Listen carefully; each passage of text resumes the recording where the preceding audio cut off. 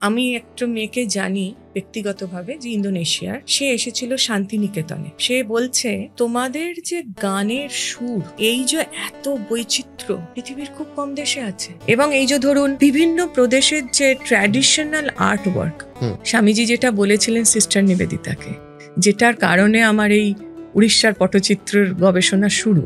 সন্তান হারিয়ে গেলে একজন মা যে আকুতি নিয়ে তাকে খুঁজে বার করে, তুমি সেই আকুতি নিয়ে ভারত শিল্পকে খুঁজে বার করো।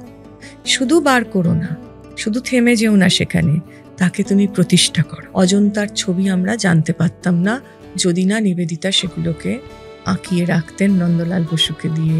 এই যে শিল্প চেতনা, আজকে দেখুন আমাদের ডোকরা, যদি আমরা পশ্চিমবঙ্গ থেকে এইসব জায়গায় যদি আমাদের বালুচরী শাড়ি যেরকম রয়েছে, তেমনি তো সারা ভারতবর্ষের, তো যে আপনাকে বলছিলাম মণিমাণিক্যটা কিরকম, প্রত্যেকটা স্টেট তাদের নিজস্ব আলাদা আলাদা টেক্সটাইল বোনার দক্ষতা, তাদের নিজস্ব আলাদা আলাদা ছবি তৈরি করার দক্ষতা।